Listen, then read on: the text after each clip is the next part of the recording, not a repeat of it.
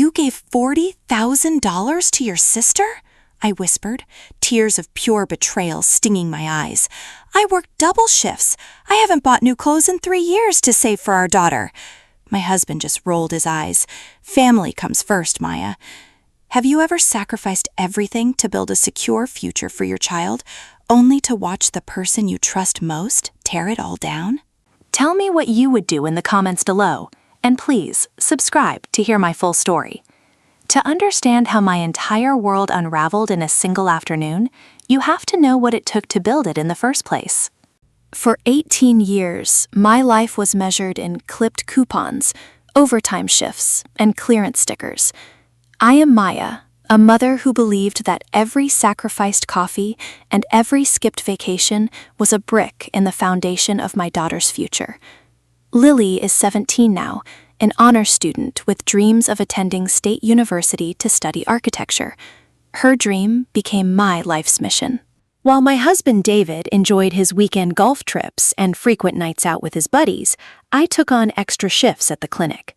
"You work too hard, Maya," he would say, casually tossing his golf clubs into the trunk. "Relax a little." But I couldn't relax. We weren't rich. We were a middle-class family navigating a world that kept getting more expensive. I started a dedicated college fund for Lily the week she was born.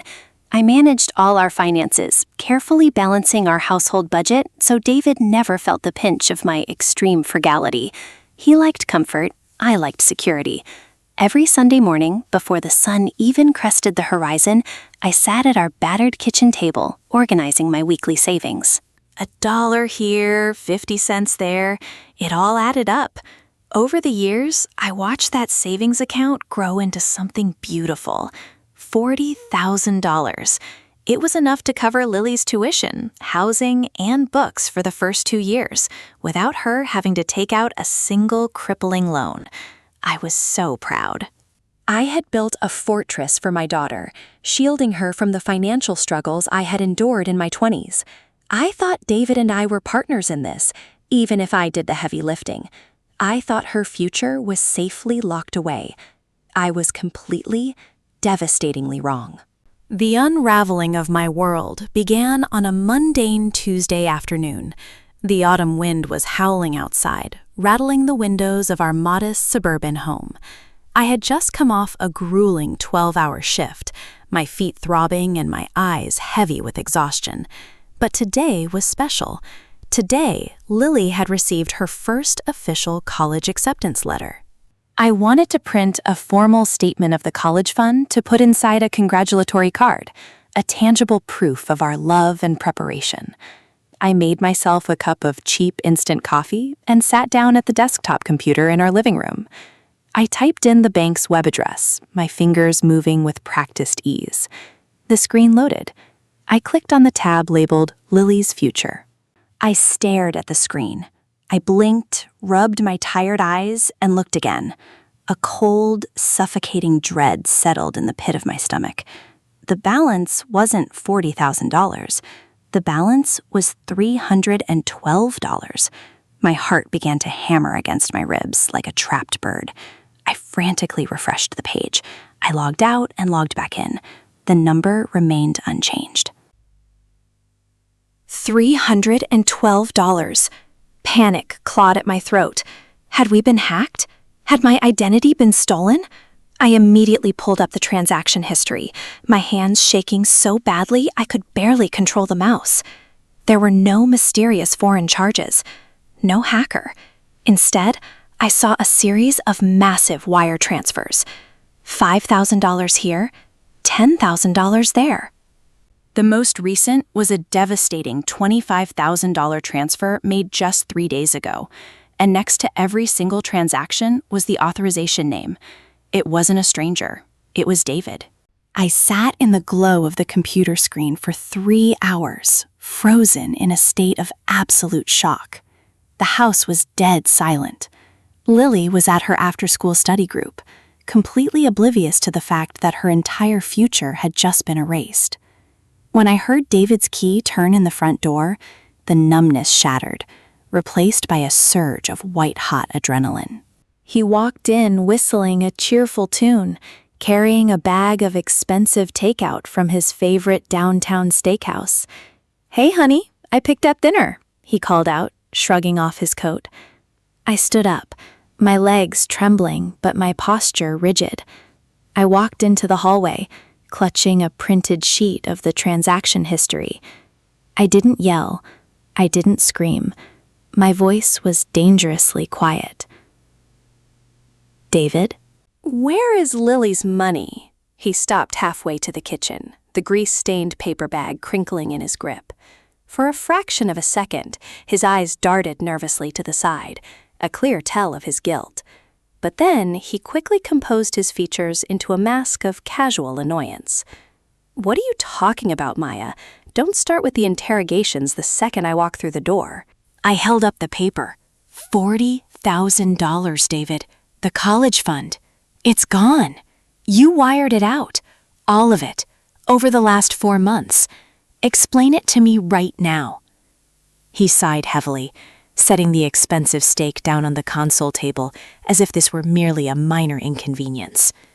"Look, I had to move some things around, okay? It's an investment." "You wouldn't understand the financial details. Just let me handle it." "An investment?" I repeated, stepping closer. "Show me the paperwork, right now." He couldn't show me any paperwork, of course. For 20 minutes, David paced around the living room, spinning vague tales about business opportunities and temporary liquidity issues. But I had managed our household budget down to the penny for nearly 2 decades. I knew when the math didn't add up. "Stop lying to me," I finally snapped, the dam of my composure breaking.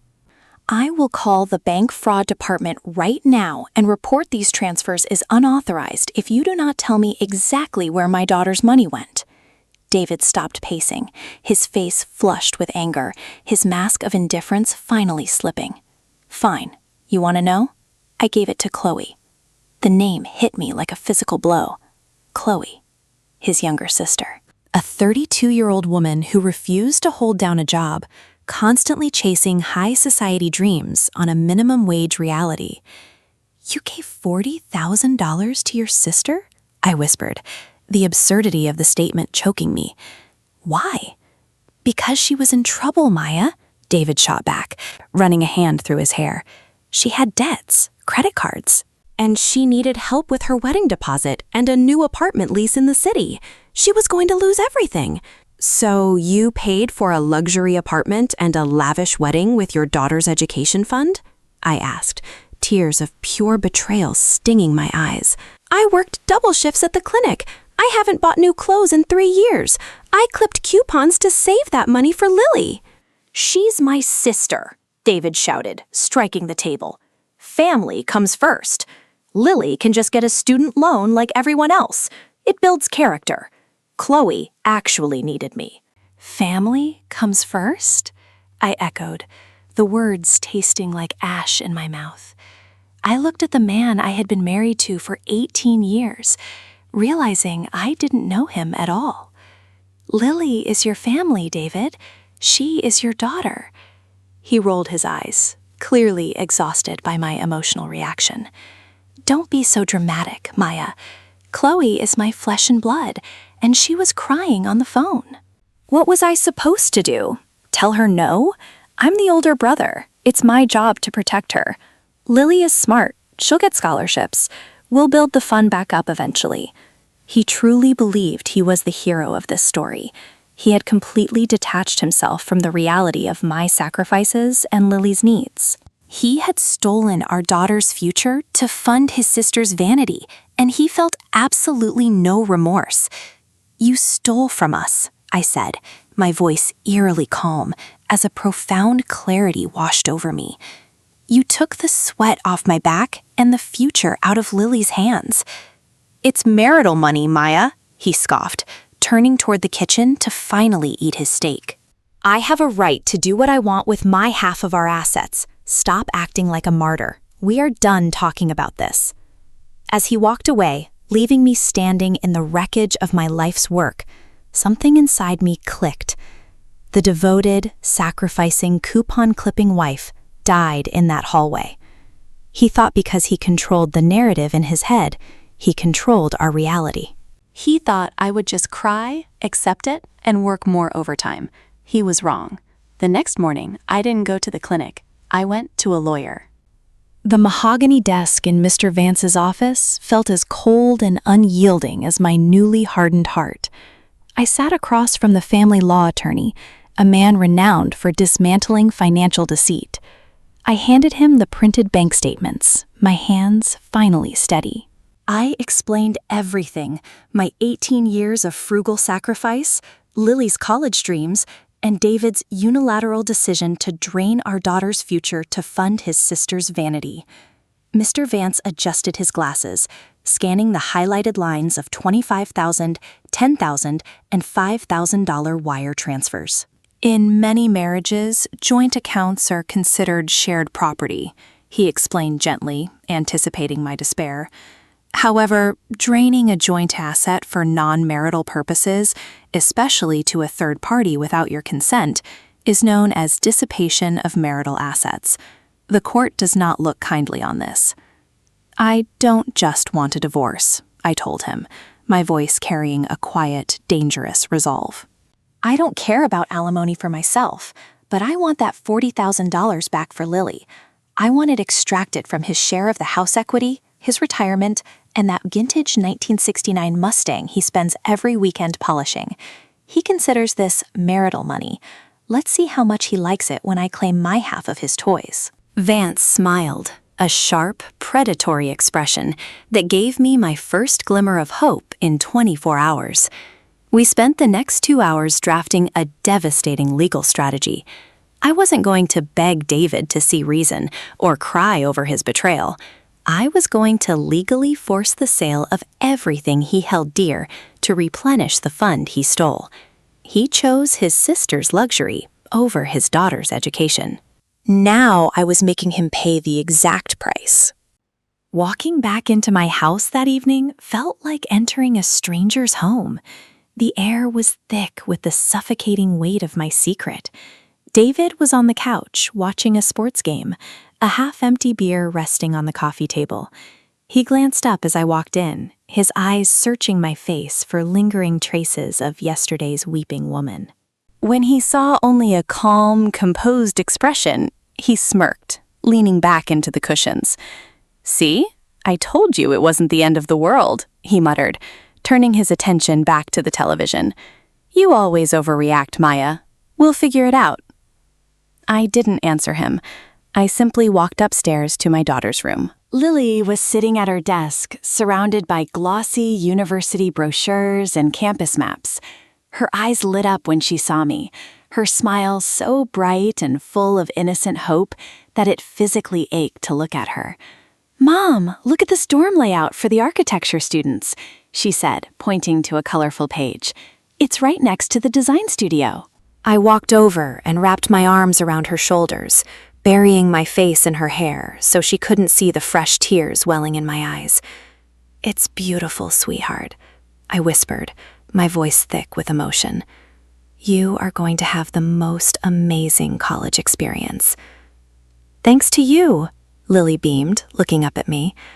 "I know how hard you worked for my fund, Mom." "I promise I won't let you down. You never could," I replied, squeezing her tight.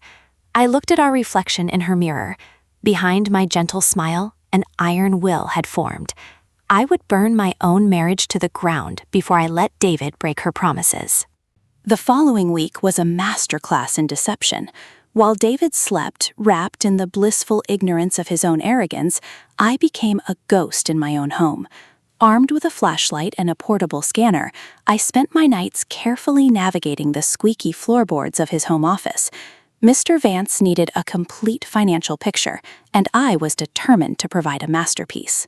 I began digging through years of filing cabinets, hunting for the truth hidden beneath David's casual dismissals. It didn't take long to find the rot. I uncovered separate credit card statements David had hidden in a locked drawer. The deeper I dug, the more nauseous I became. The $40,000 wasn't a one-time moment of weakness.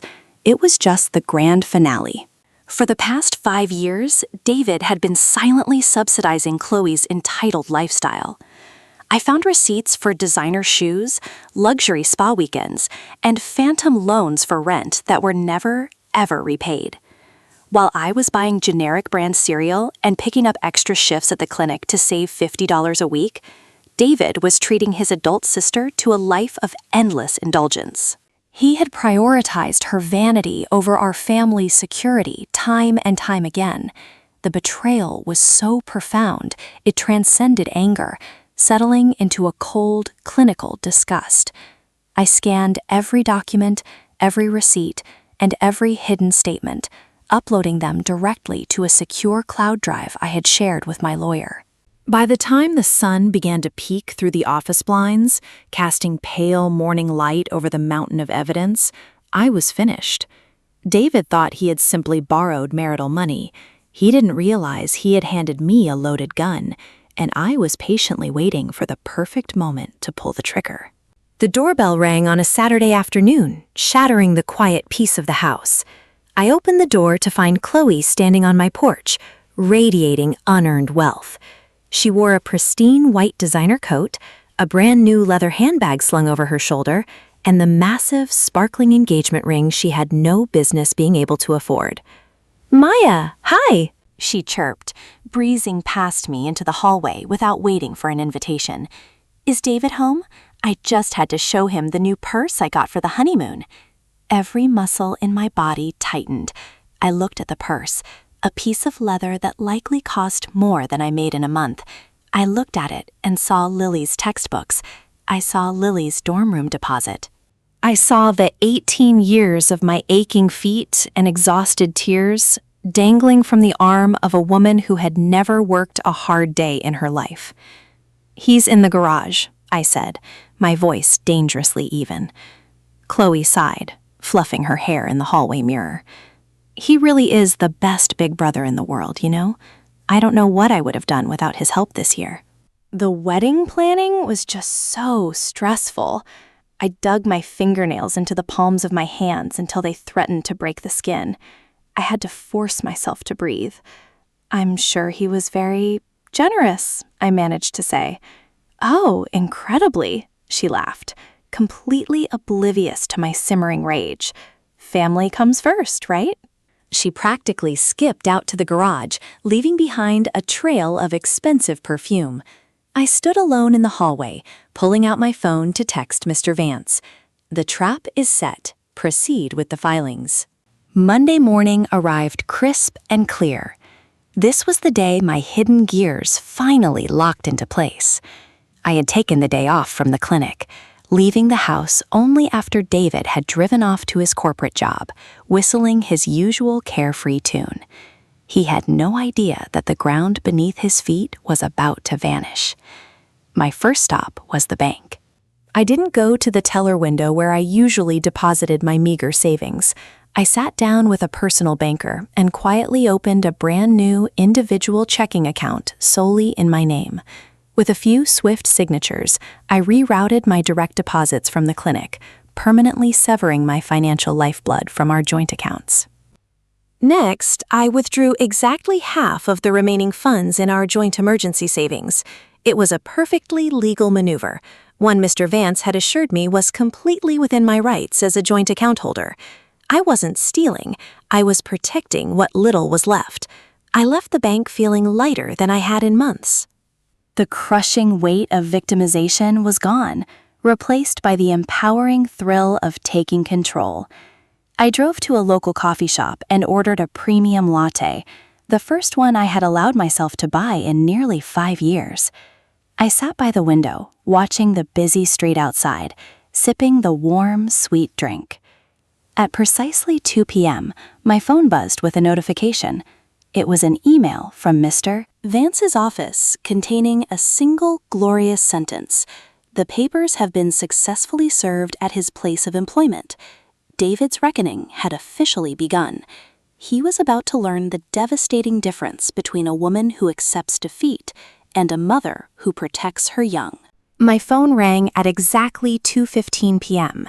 The caller ID flashed David's picture, A candid photo I had taken of him laughing at Lily's 10th birthday party. Taking a deep, stabilizing breath, I swiped the screen to answer. Maya, what is this? His voice was barely a whisper, completely stripped of his usual arrogant boom.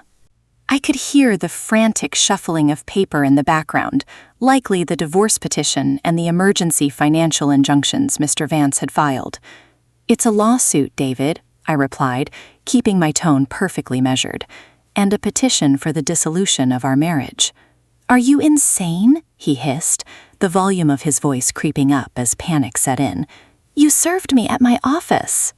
People are staring. You're doing all this over some money? It's not some money, I corrected him. It is our daughter's college fund. It is 18 years of my life. And according to those papers, you are now legally barred from selling, moving, or hiding any marital assets until we sort this out. Maya, please, let's talk about this tonight. Just call your lawyer and tell him to drop it. We can fix this. I'll ask Chloe to pay some of it back. Chloe doesn't have a job, David. She has a designer purse. I took a sip of my cooling latte. There is nothing to talk about. You communicate with my attorney from now on. I ended the call before he could formulate another hollow excuse. My hands were shaking slightly, but not from fear. It was the adrenaline of liberation. For the first time in our marriage, I had set a boundary that he could not simply ignore or talk his way out of. The house of cards was finally falling. When David slammed the front door that evening, the whole house shuddered. I was sitting at the kitchen island, calmly chopping vegetables for dinner. Lily was studying at a friend's house, a strategic arrangement I had made to spare her from the immediate fallout. You actually went to a lawyer? David shouted, storming into the kitchen. He threw the thick stack of legal documents onto the counter, knocking over a spice jar. You want to tear this family apart over my sister? I carefully set down my knife and looked at him. The confidence he usually wore like an impenetrable shield was fractured, replaced by a desperate, sweaty anger. You tore this family apart, David.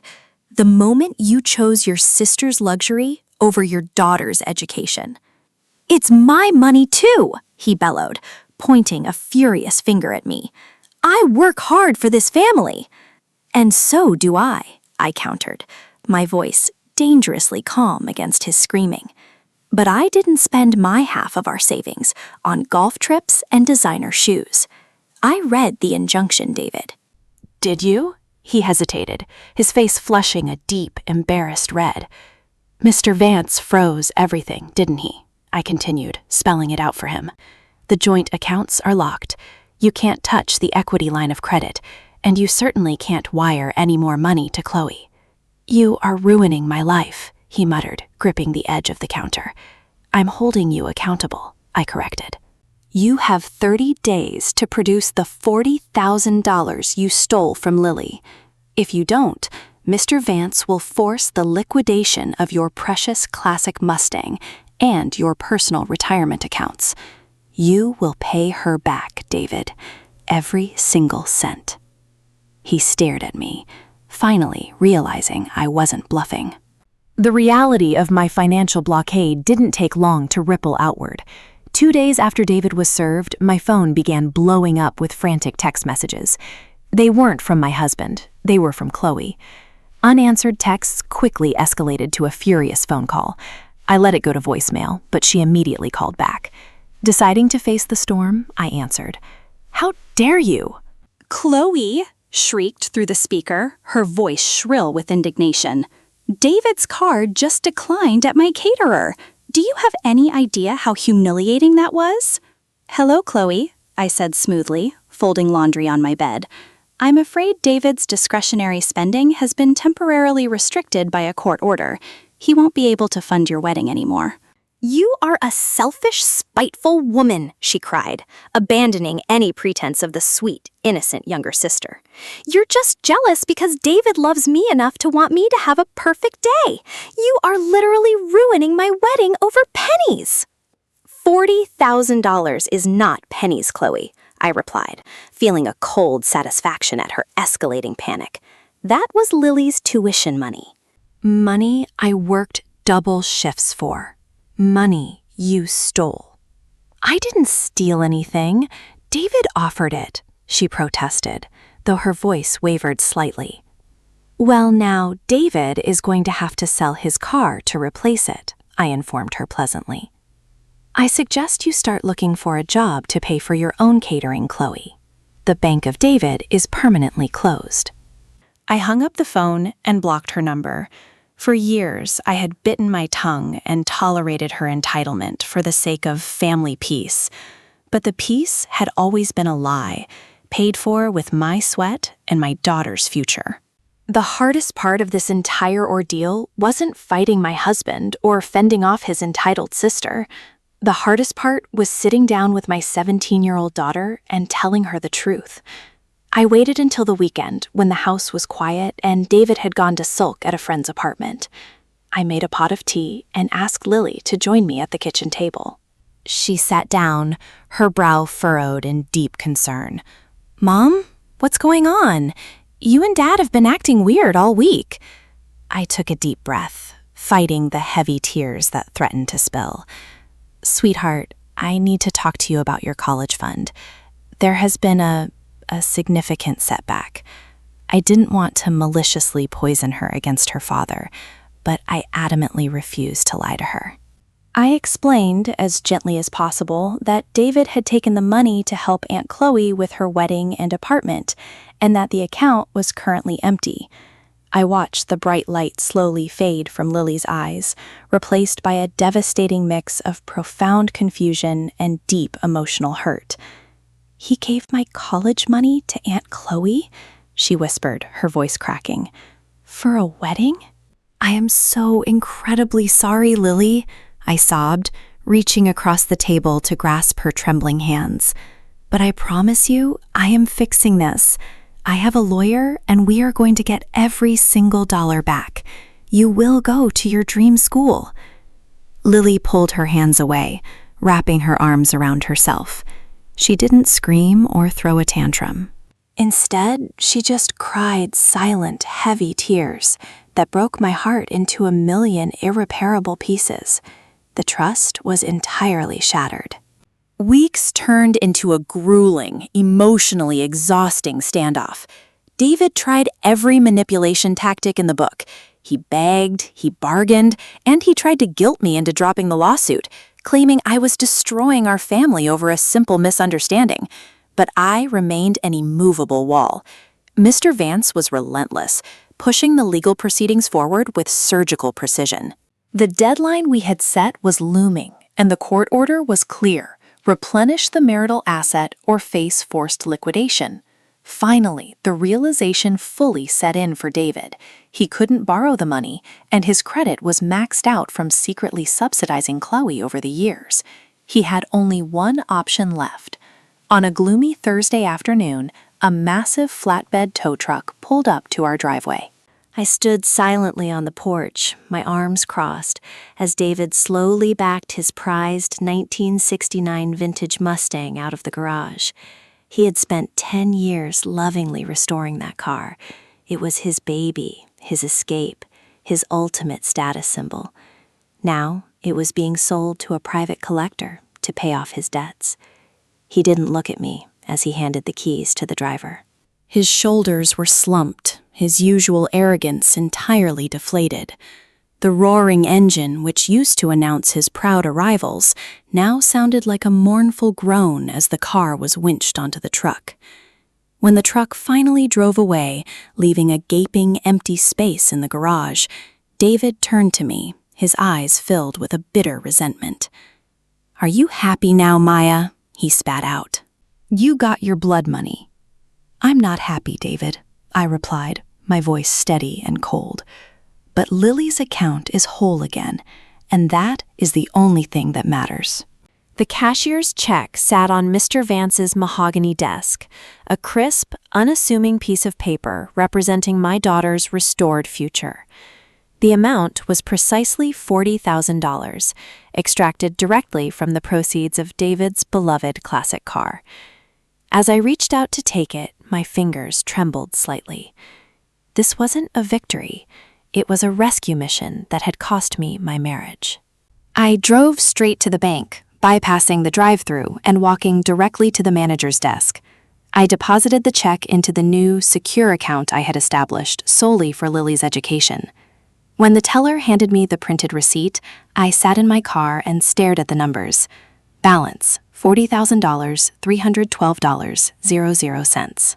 A profound, exhausted relief washed over me, so intense it brought fresh tears to my eyes. The heavy, suffocating weight I had been carrying since that terrible Tuesday finally lifted. I had done it. I had protected my child.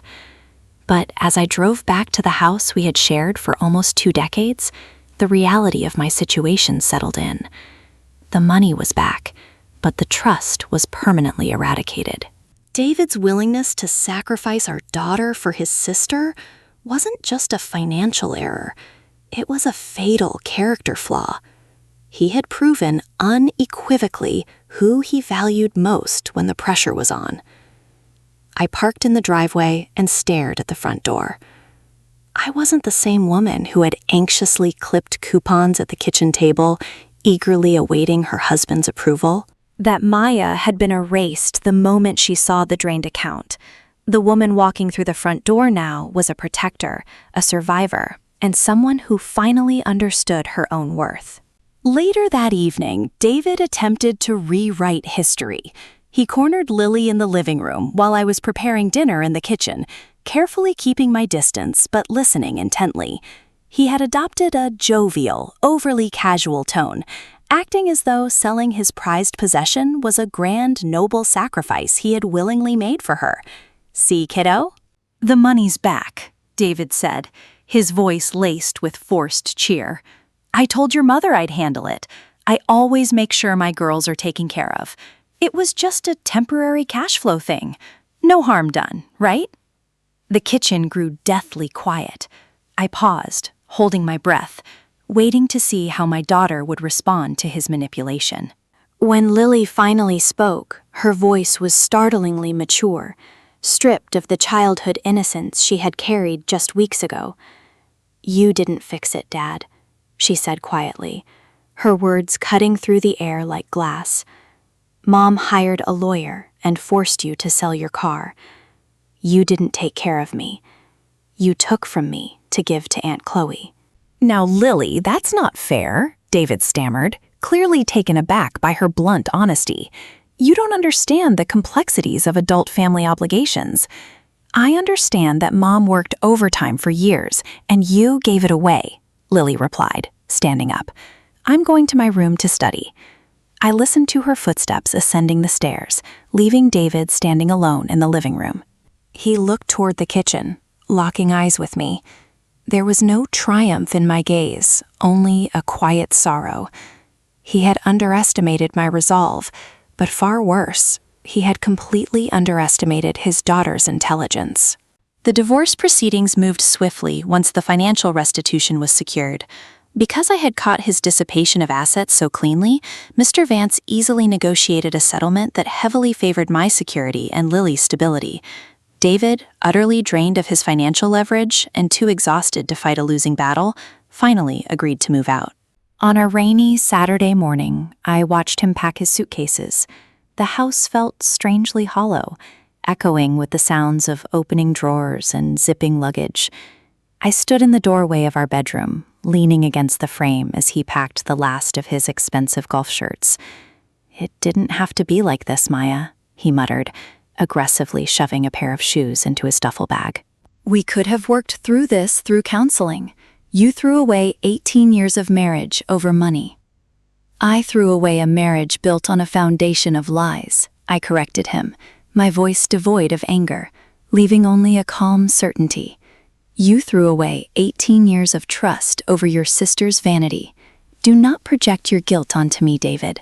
I am simply cleaning up the mess you made." He stopped packing, looking at me with a mixture of resentment and profound regret. Perhaps in that final moment, the reality of his choices actually registered. He was leaving a warm home, a devoted wife, and a brilliant daughter, all to move into a cramped apartment because he couldn't say no to Chloe. He zipped the bag shut without another word. As the front door clicked closed behind him, I didn't cry. I walked into the kitchen, put the kettle on, and felt a quiet, expansive peace settle over the house. News of Chloe's situation inevitably trickled back to me through mutual acquaintances. Without David acting as her personal, bottomless ATM, her brand illusions of a high society lifestyle had spectacularly crashed and burned. Her fiancé, realizing he was marrying into debt rather than wealth, had started asking uncomfortable questions about her finances. The luxury wedding venue, demanding their final massive installment, had summarily canceled her reservation when her credit cards were declined. The lavish florist, the designer caterer, and the 5-piece band all fell away like dominoes. According to the gossip, she was now desperately trying to throw together a modest backyard ceremony at a friend's house, furiously blaming everyone but herself for the downgrade. She sent me a long, hateful email accusing me of maliciously ruining her life and destroying her happiness out of pure spite. I didn't even bother to read the entire message. I simply moved it to the trash folder and emptied it. Her chaos, her entitlement, and her constant financial crises were no longer my burden to bear. I realized then that David's betrayal, as painful as it was, had been a necessary catalyst. It had ripped the blinders from my eyes. I had spent so long trying to keep the peace that I hadn't realized I was funding my own family's destruction. As I sat in my quiet living room sipping tea, I felt absolutely no guilt about Chloe's downgraded wedding. My daughter was going to college, and that was the only celebration I cared about. The first few months of our new normal were an adjustment, but they were filled with a profound, healing tranquility. The heavy, anxious energy that had once permeated the house, the constant tension of managing David's hidden debts and bracing for his sister's next crisis, was completely gone. One evening, Lily bounded down the stairs, waving a thick, cream-colored envelope in her hand. Her face was radiant, glowing with a joy I hadn't seen since the day I discovered the missing funds. "Mom, look!" she practically shouted, sliding across the kitchen floor in her socks. "It's the financial aid package from the state university." I wiped my hands on a dishcloth and carefully took the letter. I scanned the formal text, my eyes widening as I reached the bottom line. Not only had she been accepted into their prestigious architecture program, but her stellar grades and portfolio had earned her a substantial merit scholarship. It covered nearly half of her tuition for the first 2 years. "Lily, this is incredible!" I cried out, wrapping her in a massive hug. We spun around the kitchen, laughing until our sides ached. "With the scholarship and the fund you saved," Lily calculated, her eyes shining with excitement, "I might not even need a part-time job my freshman year. I can just focus entirely on my studio classes." "You earned this," I told her, cupping her face. "Every single bit of it." That night, as I sat at the kitchen table to review our monthly budget, I realized something beautiful. For the first time in 18 years, I didn't need to clip coupons. I had enough. We were going to be more than fine. We were going to thrive. The transition into single motherhood was accompanied by the steady, rhythmic sound of autumn rain. I sat by the window of my newly quiet living room, watching the heavy droplets strike the glass and race down the panes. It was a soothing, constant sound that washed away the lingering tension of the past few months. I held a warm mug of tea, feeling the gentle heat seep into my palms. For the first time in years, my phone wasn't vibrating with frantic texts from David about unpaid bills or Chloe's latest manufactured crisis. Instead, the screen lit up with a single hesitant message from my soon-to-be ex-husband. "Can we talk? Just you and me, please." I watched a puddle form on the driveway outside, mesmerizing water ripples expanding outward with each new drop of rain. The ripples reminded me of the consequences of our actions, how one selfish decision could echo outward and change the landscape of an entire family. I didn't owe him a conversation, but a part of me needed to see him, not out of lingering affection, but for my own closure. I needed to look at the man who had traded our daughter's future for a lie and see if he finally understood the gravity of his choices. I typed a brief reply, agreeing to meet him at a neutral coffee shop the following afternoon. I wouldn't invite him back into my sanctuary. The rain continued to fall, a steady, cleansing downpour that mirrored the calm clarity settling over my heart. As I watched the storm, I realized I no longer felt the exhausting urge to fix everything for everyone. The burden of managing David's financial irresponsibility had been lifted from my shoulders, leaving behind a profound sense of lightness. I took a deep breath of the cool, damp air, finally at peace. The coffee shop was bustling with the low hum of afternoon conversation and the rich scent of roasted espresso. I arrived 10 minutes early, claiming a small table near the back where I could observe the entrance. When David walked through the door, my breath caught, but not from any rekindled romance. He looked entirely diminished. The confident, booming posture he used to carry like a shield was gone, replaced by the slumped shoulders of a man burdened by reality. He wore a wrinkled button-down shirt, a stark contrast to the meticulously ironed clothes I used to prepare for him every Sunday. He spotted me and offered a weak, apologetic smile as he slid into the chair opposite mine. "You look well, Maya," he said softly, his eyes darting nervously to my face. "Really well." I nodded, keeping my hands folded calmly on the table. "I feel well, David. What did you want to talk about?" He sighed, running a hand over his face. "I wanted to apologize, properly this time. I've had a lot of time to think since I moved into the new apartment. The quiet, it makes you face things." I realize now how much pressure I put on you, how much I took your hard work for granted. It was the closest he had ever come to genuine accountability. He didn't mention the confiscated car or the frozen bank accounts. He just looked at me with a profound, quiet sorrow. "I thought I was being the hero for Chloe," he whispered, staring into his black coffee. "But I was just being a coward in my own home. I let you carry all the weight, and then I stole the reward." I listened to his words, my heart remaining completely steady. Despite his seemingly genuine remorse, the apology felt like a bandage applied far too late to a mortal wound. I looked at David, noting the dark circles under his eyes, and felt a surprising wave of pity. Pity, but absolutely no desire to reconcile. "I appreciate you saying that, David," I replied, my voice steady and measured. "But recognizing the damage doesn't magically repair the shattered trust. You didn't just make a simple financial mistake. You made a conscious choice, day after day, to lie to me." He winced at the word lie, instinctively trying to defend his ego. "I didn't want to upset you, Maya. You were always so stressed about the budget. I thought I could handle it myself before you ever found out." And there it was, the subtle shifting of blame.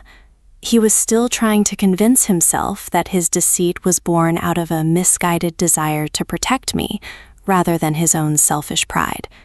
"You didn't want to face my reaction," I corrected him gently, refusing to let him rewrite the narrative, "because you knew exactly how wrong it was. You knew you were actively sacrificing Lily's dreams to fund Chloe's delusions." David fell silent, the remaining fight draining out of him. He knew I was right. There were no more excuses left to hide behind, no more rationalizations that could justify emptying a child's college fund for a luxury wedding. "I lost everything, didn't I?" he murmured, looking out the window at the gray afternoon. "You did," I agreed, offering no cruel satisfaction, only the cold, hard truth.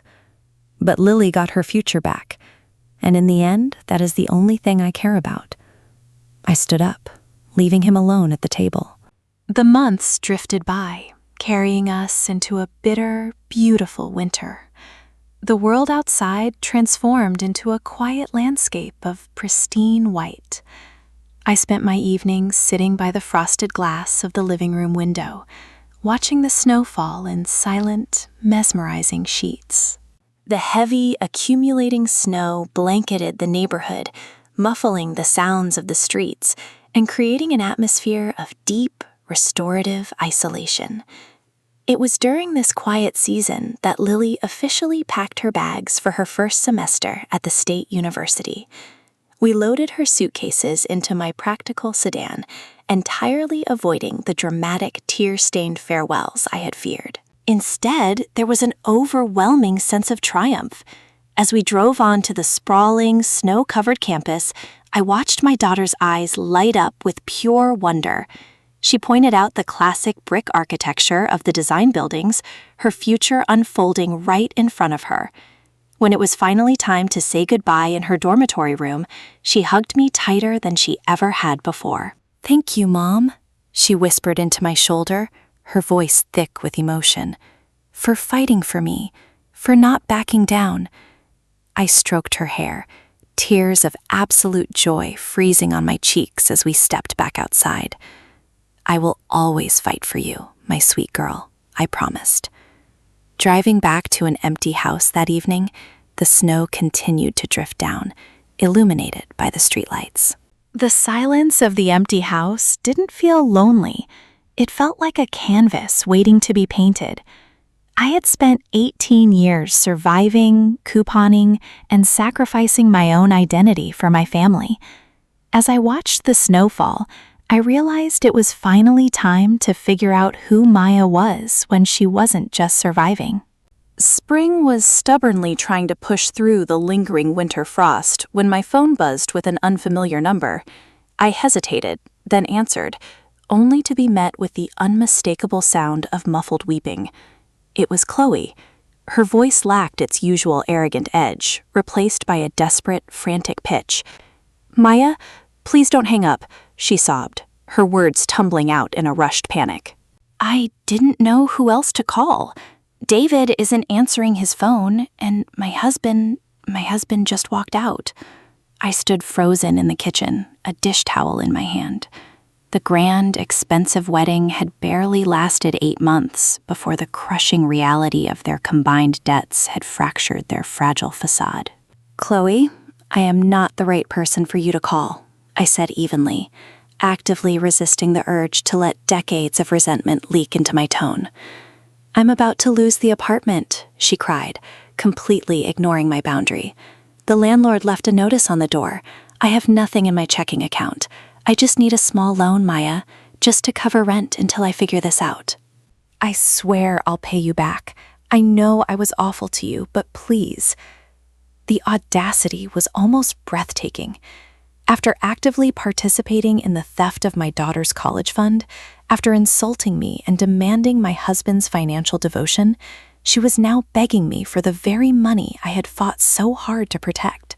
I pictured the worn-out shoes I had worn for 3 years so I could put $20 extra into Lily's savings. I pictured Chloe's designer handbag swinging from her arm on my front porch, mocking my sacrifices. I took a slow, deliberate breath, studying my heart rate. There was a time, perhaps a year ago, when I might have caved to the suffocating pressure of her tears out of a misplaced sense of family duty. But that Maya no longer existed. "Chloe," I said, my voice projecting absolute, unwavering firmness, "I do not have any money to lend you, and even if I did, the answer would be no." She gasped, the sound sharp and wounded. "But your family, you know what it's like to struggle." "We are no longer family," I corrected her, drawing the final, permanent line in the sand. "David and I are finalizing our divorce next month." And as for struggling, I survived by working 12-hour shifts at the clinic and clipping coupons, not by begging relatives to fund a lifestyle I couldn't afford. "You're so cruel," she whimpered, pivoting immediately from begging to victimhood.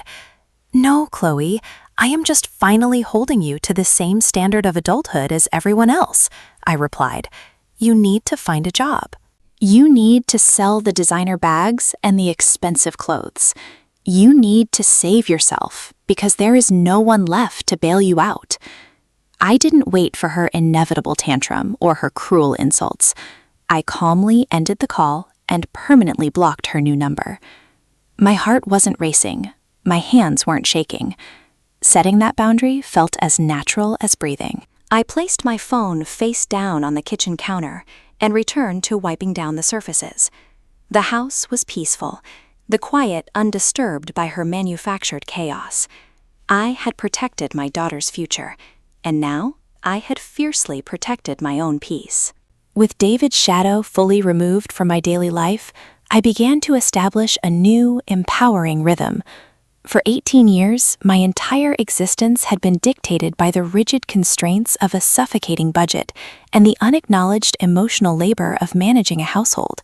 Now, my time and my money belonged entirely to me.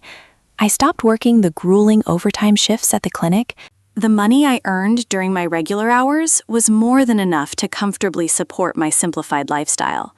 Without the massive drain of David's hidden debts and careless spending, my bank account slowly but steadily began to grow again. I started taking long walks in the local park, savoring the crisp morning air and the vibrant blooming of the spring flowers. I joined a small local book club, nervously introducing myself not as David's wife or Lily's mother, but simply as Maya. I discovered a deep, hidden passion for reading historical fiction, losing myself in stories of strong, resilient women who overcame impossible odds. Lily called me every Sunday evening from her dormitory, her voice bubbling with excitement as she described her rigorous architecture projects and her new group of friends. She was thriving, completely unburdened by the financial anxiety that had briefly threatened to derail her entire life. During one of our calls, she casually mentioned that David had visited her campus. "It was okay, Mom," she told me, her tone surprisingly neutral. "He bought me lunch, we talked for an hour.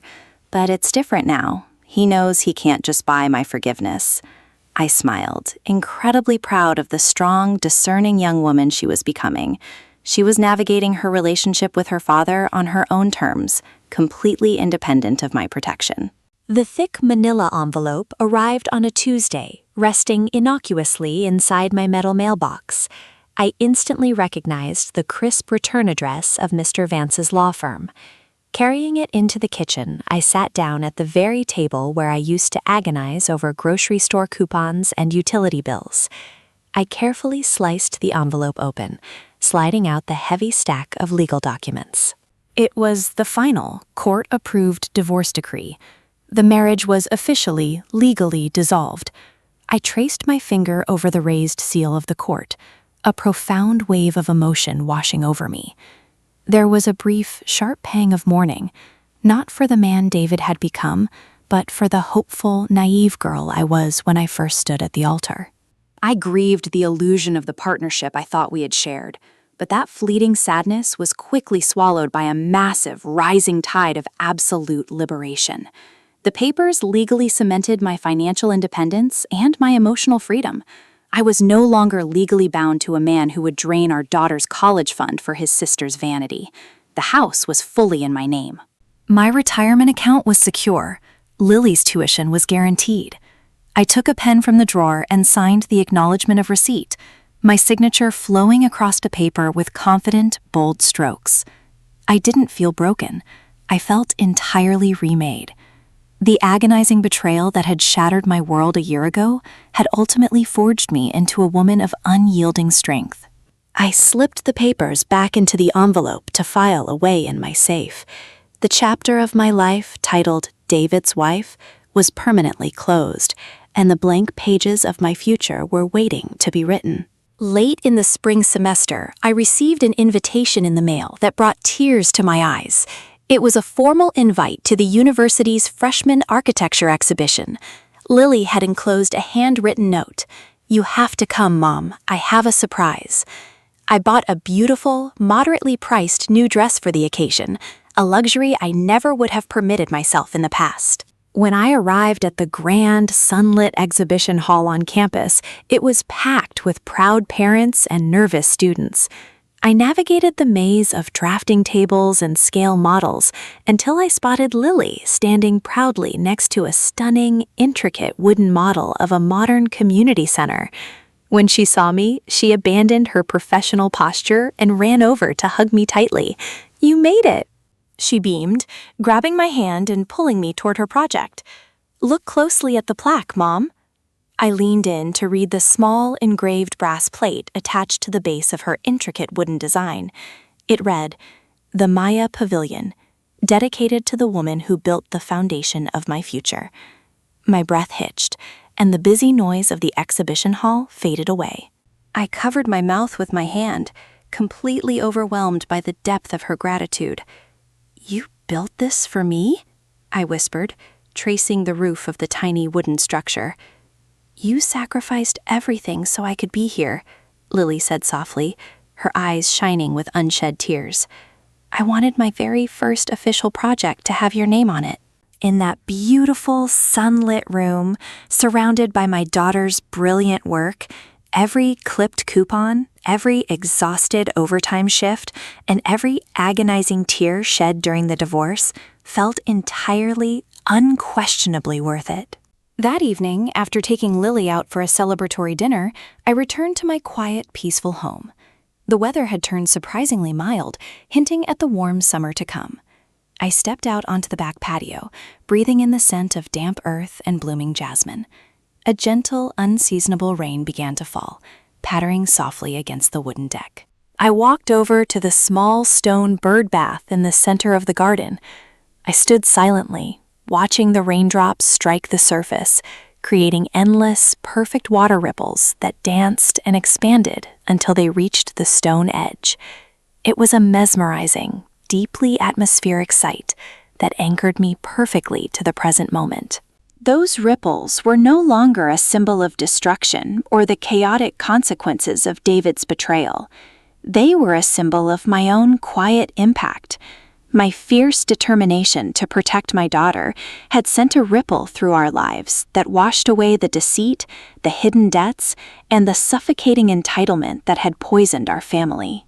I had weathered the storm, holding the line when it would have been so much easier to simply surrender to the current. I tilted my head back, letting the cool rain wash over my face. I was Maya. I was a mother who had successfully shielded her child's dreams. I was a woman who had boldly reclaimed her own independence.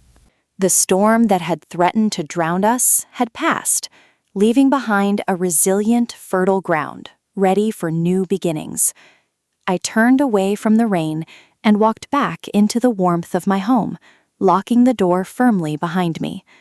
I turned off the downstairs lights, the house settling into a comfortable, secure silence. Tomorrow would bring a new day, entirely mine to shape, free from the shadows of the past.